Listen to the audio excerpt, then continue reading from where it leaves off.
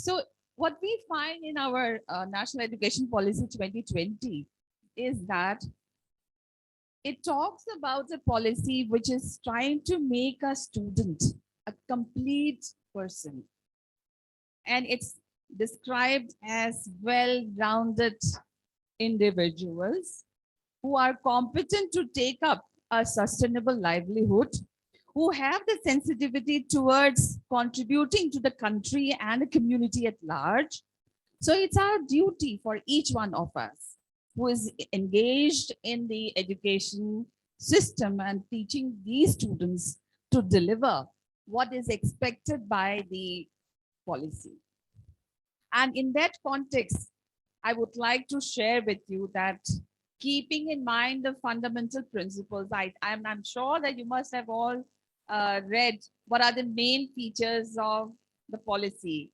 And in fact, in the first few pages, they have put it down in bullet points so that we don't miss what is the fundamental principle.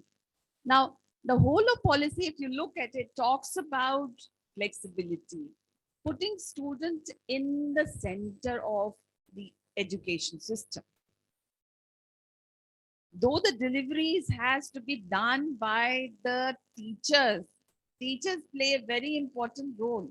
But whether we are formulating a curriculum, whether we are talking about coming up with an innovative pedagogy, whether we are talking about giving skill enhancement course, value addition course, ability enhancement course, all these are meant to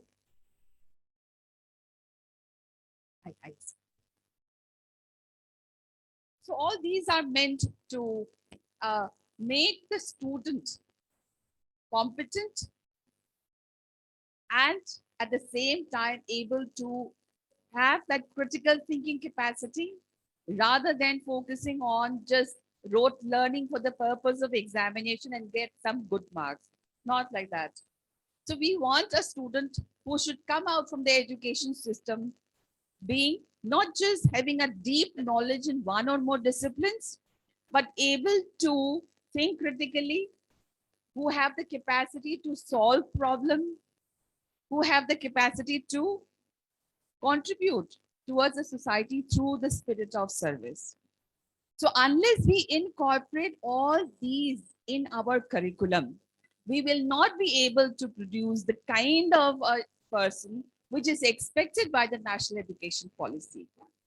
So keeping in mind all these aspects, the University of Delhi had constituted a committee way back in 2020, September, which is called the National Education Policy Implementation Committee, which I'm referring to it as NIC. So this particular committee, which consisted about 42 members, led by Professor Vic Sunejaji, had formulated a structure. And that particular structure was adopted in 2021, towards the end of August. But after the new Vice Chancellor had joined, so he wanted to revisit this particular structure and see how we can further improve upon it. So what we have today, which is called as Undergraduate Curriculum Framework 2022, is, I would say, an evolution of the structure that was given by the NIC, that is NEP Implementation Committee. So what we have done in this particular UGCF is to give maximum flexibility to students, but at the same time, maintain the standards of education. So if you look the curriculum framework, particularly we have 3 tables listed in the UGCF. I don't know how many of you have seen the Undergraduate Curriculum Framework 2022.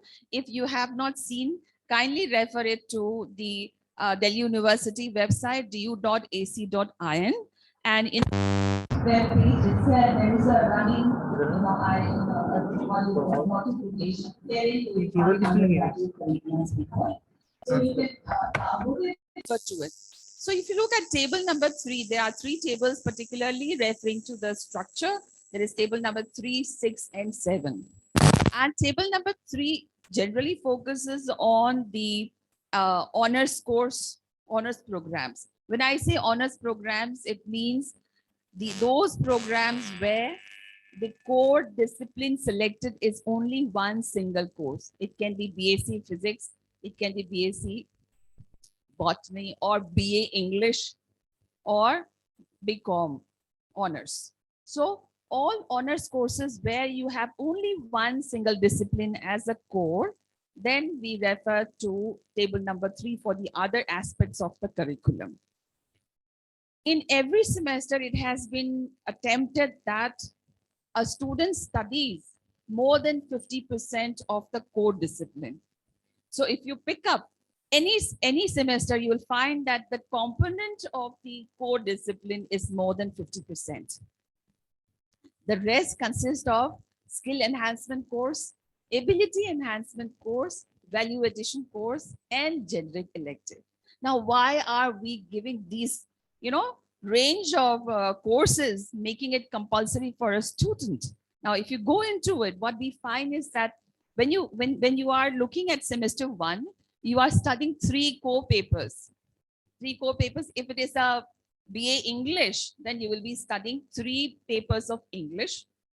If it's an English honors program, then you have generic elective. Now, generic elective, as you know, under the CBCS system, is an elective which a student has to choose from some other discipline. So why it is made compulsory to study a discipline of another department? It's because NEP talks about multidisciplinarity. Unless you make a student study some course of another discipline, you can't bring in that multidisciplinarity.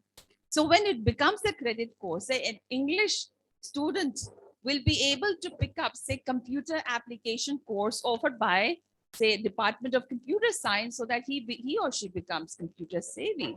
Because English department is not going to provide computer-based knowledge. But in today's context, we all know that how important it is to have knowledge of the computers. So similarly, if a student is pursuing BA English, but then he wants to become a maybe public relations officer or something like that, where the interaction with the public at large is very important, and he would like to study a paper of psychology maybe. Yeah, so that kind of advantage is given to a student. He or she is able to pick up those subjects and design the academic paths which he wishes to accomplish. So that's how we have the generic elective as a component of the course, and you have ability enhancement. In the case of University of Delhi, we have picked up 2 groups of papers which are put under ability enhancement. That is the environmental studies, environmental science and sustainable development is one paper, which a student will be studying for 2 credits in 2 semesters. That is semester 1 and 1 semester in first year, and second paper will be studied in the second year. So it will be in a flip mode. The other category of courses under ability enhancement is the Indian languages. So knowing a language increases the ability of a student. So therefore, in ability enhancement, the other set of courses are all the 22 Indian languages which are available in the 8th schedule of our constitution. So whether a particular language teacher is there in a college or not, irrespective of that, it has been promised by the university that if even one student or 2 students wishes to study a language not otherwise offered in that college, but wishes to study from amongst those 22 Indian languages, then such students will be grouped together and the university will facilitate the engagement of a teacher to teach that particular course. So that anybody who wishes to learn the Indian language is able to learn it. Now, if you refer back again to the National Education Policy 2020, you will find that multilingualism is also one of the focus areas of the policy. So by promoting multilingualism, by offering any kind of all the Indian languages in the 8th schedule, we are trying to promote the multilingualism aspect, because With language is associated culture. Unless you know the language, you won't be able to appreciate truly the culture of a particular society, community, or region. So therefore, if we Indians don't understand our own culture, our, the culture of our brother, and only trying to know what is the culture of US or some other foreign country or France, I think that is not going to give us that kind of, you know, I would say appreciation which one is supposed to have about one's country. Because only when you have that or know what you are, what value you have in your culture, then only you'll be able to, raise your head high and present yourself before the world at large. Otherwise, you will always think, you will always look at West for any kind of concept or for any, contribution or even enrichment. You'll think that they are the best, so we are just aping. So it's high time that we come out of the colonialism which was there and appreciate, because for that it's very important. If you look at how colonization in India took place, we have to go in that reverse direction. जैसे education system बदला तभी से आप, because that's how we started appreciating English language, English culture, things like that. So we have to go in the reverse mode, and that's how the UGCF is promoting Indian languages. Next is the skill enhancement courses. See, without skill, no matter how much a student gets or scores in an academic or theory paper, that particular marks is of very less relevance if the student does not have the ability to deliver hands-on when he or she is on the job. So therefore, in today's context, as well as if you look at the future of job, it is not going to be the piece of paper which you call degree, which is going to give you proper job. They will ask you, fine, these papers are there, but what can you do? What skill do you have? So therefore, it's very important to pick the right kind of skills along with the academic knowledge that you have, so that the employability of the student increases and the rate of unemployability decreases. Now, the University of Delhi is partnering or collaborating with several sector skill councils. We are looking at certification of the skill courses from the sector skill council, so that student who chooses such skill enhancement courses by the end of completion of their 4-year degree course will be able to earn certified skill courses, skills along with the academic degree that they have earned. They will be able to show the certificates earned in the respective skill, which will definitely give an edge as compared to the other students. So skill enhancement courses are of two types in the offered in the university.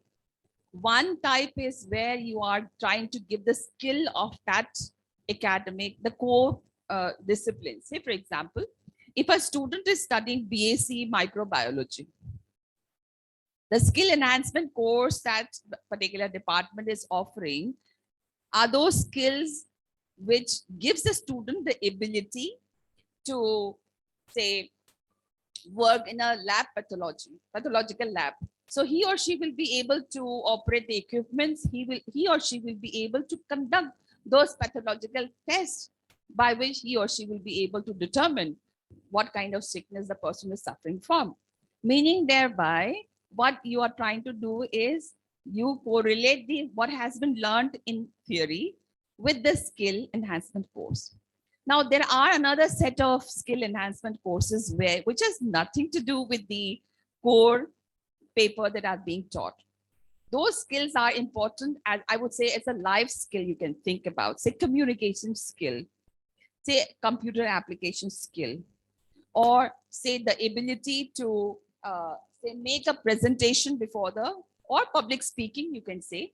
So various skill enhancement courses in general, those life skills will also be provided. So it's up to the student either to choose skill enhancement course of that core discipline he or she is studying, or pick up the skill enhancement course which will be giving a life skill in general. So that is left to the, again, the student. The last type of course that one is offering is the value addition courses. As the term suggests, value addition. So you're trying to increase the soft skills of the student. So we are trying to bring in, say, the community service, so that they go for community service. At the same time, they are able to earn credit for that. Previously, I think since all of you are mainly teachers, you must be, you must have had the experience of students going for outreach program. But that is a voluntary thing that student does. And I think the college facilitates. And there was no credit as such. They may at the most get a certificate, which might be, useful or not, I don't know. But definitely now in the today's context, when we talk about value addition courses, a student will be earning credit.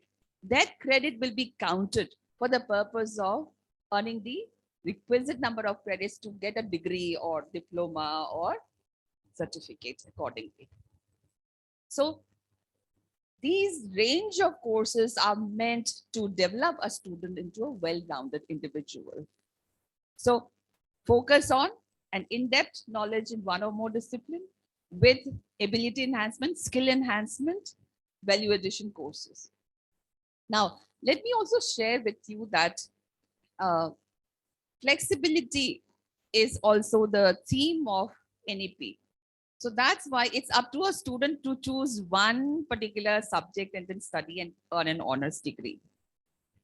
Second flexibility is he or she can choose 2 or more subjects as a core and study, right? Third is he or she can choose what kind of multidisciplinary subject he wants to pick up along with the core subject, right? Fourth is that which kind of skill he wants to enhance himself, right? What kind of value addition course he would like to go for. So you have creative writing, you have sports, you have gardening. There are so many things which a student can opt from. It's a pool of courses.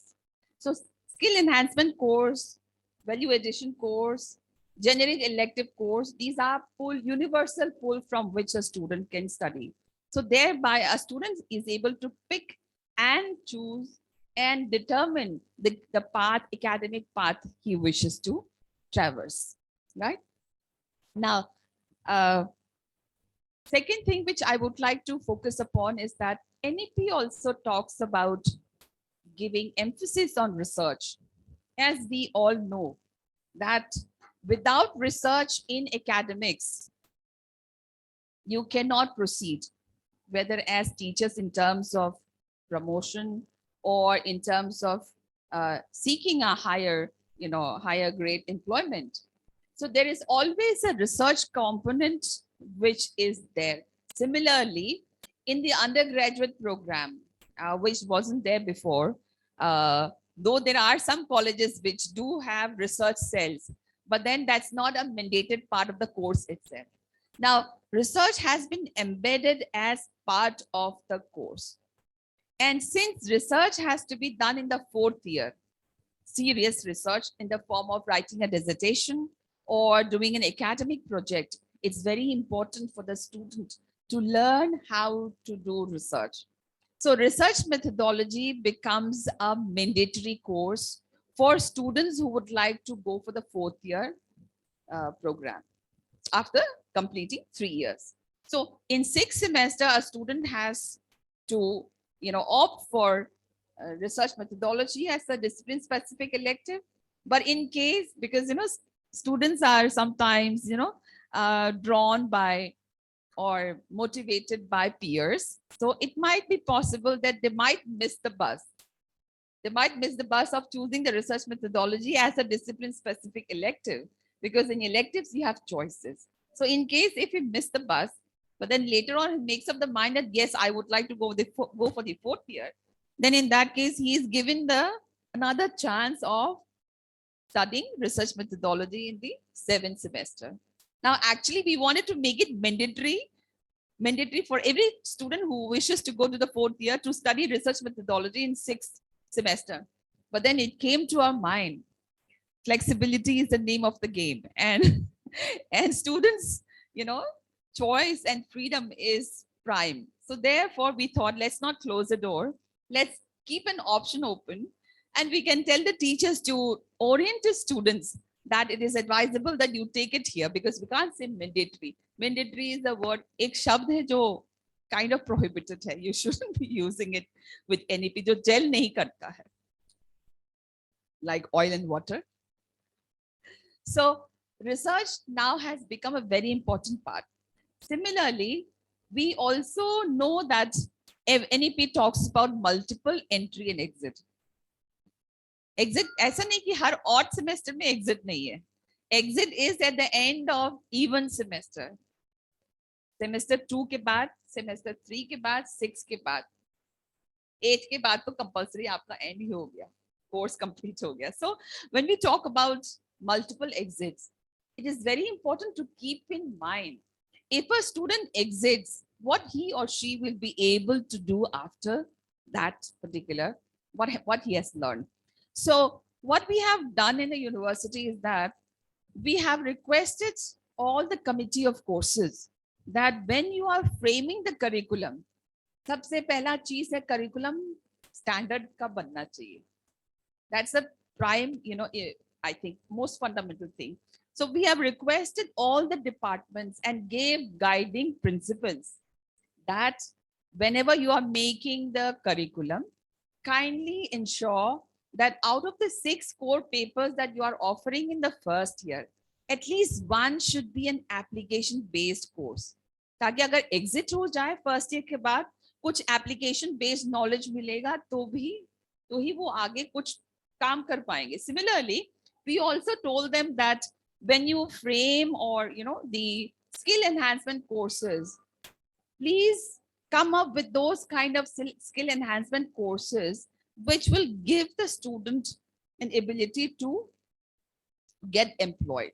So it shouldn't be that after completing 12, अगर 12 के marksheet 12 में जो मिला है उससे ज्यादा अगर कुछ नहीं मिल सकता job wise, employment wise, after completing first year of the bachelor's program, then what is the utility of your course? क्योंकि 12th के बाद भी वही जॉब मिलना है, फर्स्ट ईयर के करने के बाद भी वही जॉब मिलना है. That means your course doesn't have that kind of value which it should have. ठीक है? So therefore, mapping what are the employment options which are available after giving that particular certificate should be there, done. आप पहले map करो कि कौन कौन सी jobs मिल सकती है एक साल पढ़ने के बाद, क्या उस जॉब के हिसाब से आपका कोर्स है, आपको देखना पड़ेगा. Unless you do that, if there is a disjunct between what is demanded by the market and what you are teaching in the class, then we have failed. तो NEP की failure है, हमारी failure है, and we don't want to fail. And that's why we request all the committee of courses अपना deliberation करें हर level पे, come up with an innovative curriculum which will give employment to our students. Without that, so let me also tell you, it's a closed room. तो जो हमारी litmus test है ना कि UGCF या NEP सक्सेसफुल है कि नहीं है, वो हमारी फर्स्ट ईयर करके जो एग्जिट करने वाले जो बच्चे हैं ना वही बताएंगे.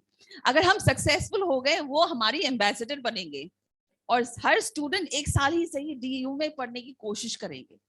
Because there are so many, I would say, restrictions which we may not realize sitting here. बहुत सारे बच्चे ऐसे हैं, इतना गरीब है या उनके ऊपर एम्प्लॉय अर्निंग की, वो फैमिली अर्निंग के लिए पूरा अपना शोल्डर पे लेते हैं बर्डन कि शायद उनके पास टाइम नहीं है एक साल पढ़ने के अलावा.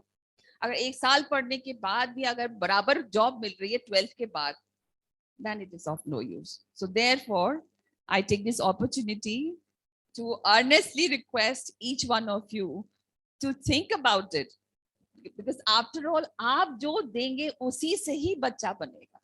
आप नहीं देंगे, आप नहीं डिलीवर करोगे ना, देन कितना भी बढ़िया करिकुलम बनाओ, कितना भी बढ़िया फ्रेमवर्क बनाए, इसका कोई फायदा नहीं है.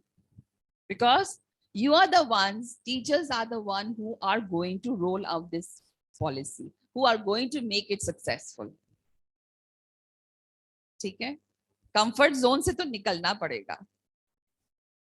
हाँ, अब तो अपने स्टूडेंट के लिए और देश के लिए तो करना ही पड़ेगा. So I request each one of you.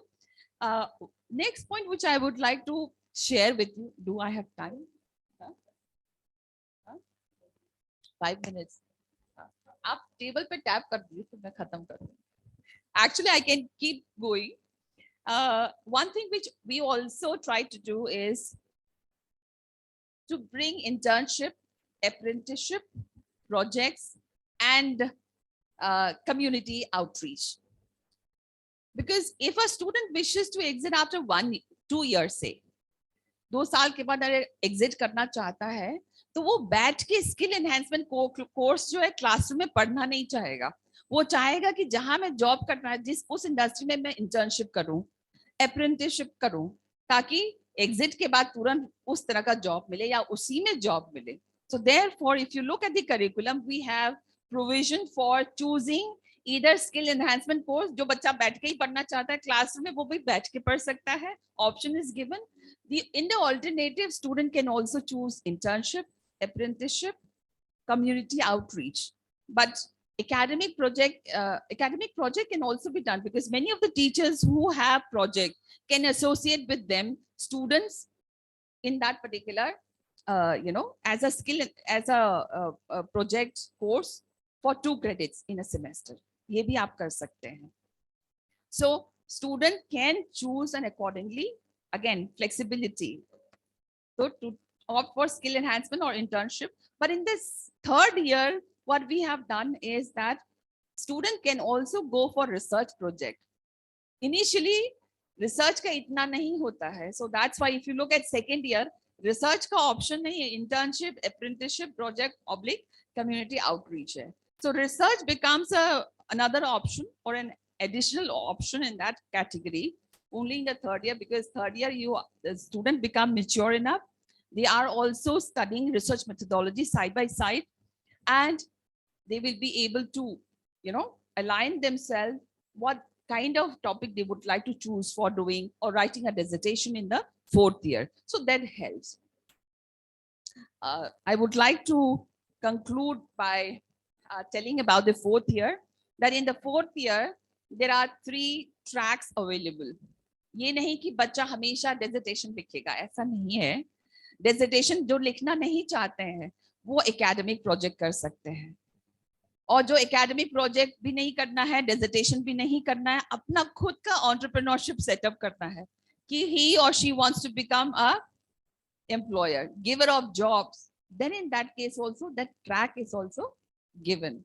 तो ये 3 में से कोई भी चूज कर सकते हैं बच्चा, और अपने हिसाब से अपने करियर ऑप्शंस, अपना करियर का पाथ सेट कर सकता है.